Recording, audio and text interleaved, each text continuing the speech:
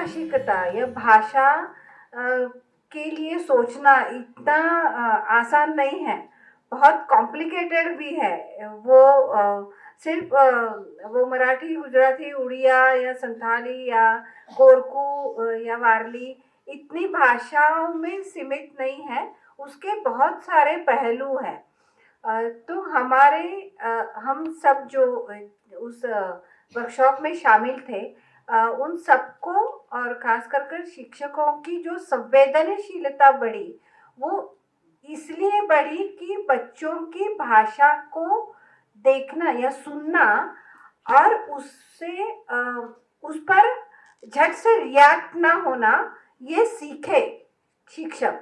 उस पर काम हुआ है कि नहीं, या हमें उसके उत्तर मिले हैं कि बच्चे जो भाषा कुछ भी बोलते हैं। क्योंकि हम मुंबई में हैं, तो मुंबई एक ऐसा शहर है, यहाँ अनेक समुदाय हैं। महाराष्ट्र के अलग अलग जिलों से लोग वहाँ आते हैं और बसे हुए हैं, तो उनको उनकी अलग अलग भाषाएं हैं। वो सारी भाषाएं लेके वो शहर में आते हैं। सही है, लेकिन मतलब मैं स्वीकारती हूँ, लेकिन वो मैं बाजू में लिख देती हूँ बोर्ड पर। तो हमारे एक बच्ची ने पूछा भी था कि आपने लिया तो है, लेकिन फिर वो बाजू में क्यों लिखा है? आपने वो सब बच्चों के लिस्ट में क्यों नहीं लिखा है? तो बच्चों को समझता है कि मेरी भाषा को अलग सा स्थान दिया गया है, तो अब वो सबके साथ लिखने लगे हैं। ये पहली बात। दूसरी बात कि वो झट से रिएक्ट नहीं करते हैं कि ये सही है या गलत है, कब सही क्या कहना है उस पर सोचते हैं, उस पर चर्चा होती है।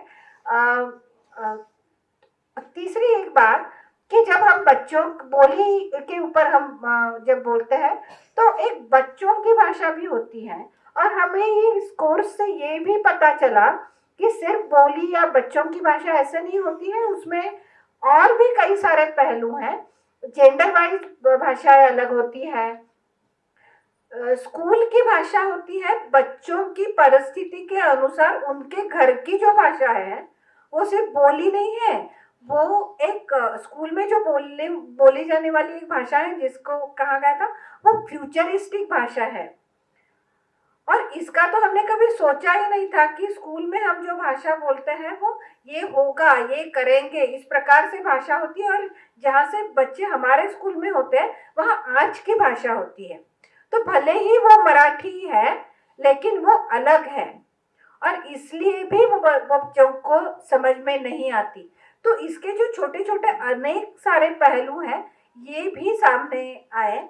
और मुझे लगता है कि ये सारा मतलब ये इतना ये जो सब्जेक्ट है उसकी गहराई में जाना, उसको समझना, इसकी थोड़ी सी शुरुआत हुई है कि ये क्या है भाषा। भाषा को इतने आसानी से, या अब आज से सभी का स्वीकार करेंगे, इतना आसान नहीं है। स्वीकार तो करना है, लेकिन कितने प्रकार है उसके, कितने पहलू है उसके, आयाम कितने हैं, उसे भी समझना जरूरी लग रहा है। मुंबई जैसे शहर में तो अंग्रेजी स्कूल्स जहाँ भी है, वहाँ तो वो तो इतने बहुभाषिक है, तो वहाँ तो कितनी पॉसिबिलिटीज है। हम सिर्फ अंदाज कर सकते हैं। मैं तो नहीं गई हूँ ऐसे क्लास में, लेकिन हम अंदाज कर सकते हैं कि वहाँ पॉसिबिलिटीज कितनी हो सकती है कि भाषाओं को किस प्रकार से देखें। और फिर बच्चों की उम्र के अनुसार जो भाषा होती है उसका क्या करें। हाँ, तो वो भी एक प्रकार की भाषा है, क्योंकि भाषा अगर ये हम सब जो कर रहे हैं वो बच्चों की भाषा समझने के लिए है और संवाद के लिए है, कम्युनिकेशन के लिए है, तो उनकी उम्र की भाषा को समझना भी एक उसका पहलू है। उसे भी जानना होगा, अपनी उम्र बाजू में रखते हुए।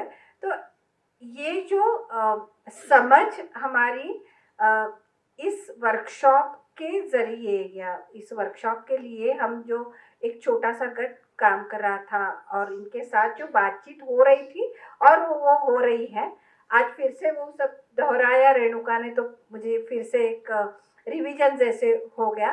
तो इस वजह से भी इसलिए भी एक जो विचार होता रहा है वो मुझे महत्वपूर्ण लगता है। और स्कूल में भी सारे टीचर्स, जब यहाँ आना था और उसके पहले जब मैं टीचर्स से बात कर रही थी जो उसमें शामिल थे, तब उन्होंने वही दोहराया कि हम ये करते हैं, ये नहीं करते, ऐसा नहीं होता। लेकिन आज भी जब बात करते हैं तो मुंबई में जैसे वडार समाज के एक दो, हर एक क्लास में एक या दो बच्चे हैं, तो वो निग्लेक्टेड जैसे है, क्योंकि यहाँ जैसे 100% कोरकू गांव है या 50-70% एक कोई कम्युनिटी के बच्चे हैं, ऐसे वहां नहीं होता। वहां एक या दो बच्चे हैं, तो आज तक ये हो रहा था कि वो समझ लेंगे बाकी सारे बच्चों के साथ खेलते खेलते।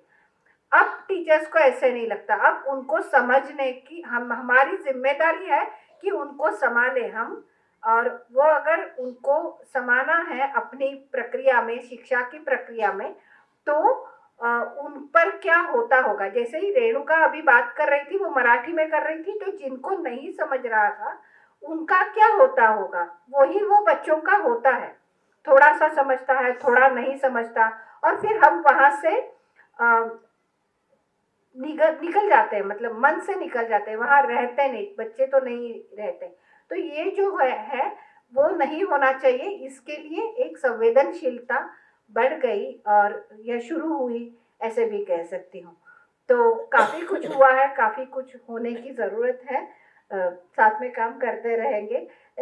लेकिन ये जो यूनिवर्सिटी या इस प्रकार के जिनके पास एक नॉलेज है, उनका स्कूल के साथ जुड़ जाना बहुत महत्व रखता है, क्योंकि इनकी जो नॉलेज है वो हम में नहीं है या हमारे पास नहीं है, तो उसका साथ में आना बहुत जरूरी है। जैसे यहाँ प्रज्ञा बैठी है, वो यूनिवर्सिटी से इनके साथ आई है, वो प्रमाण भाषा पे, मानक भाषा पे काम कर रही है कि मानक भाषा के गुणधर्म क्या है, वो कहाँ यूज होती है, तो वो भी समझना एक जरूरी है।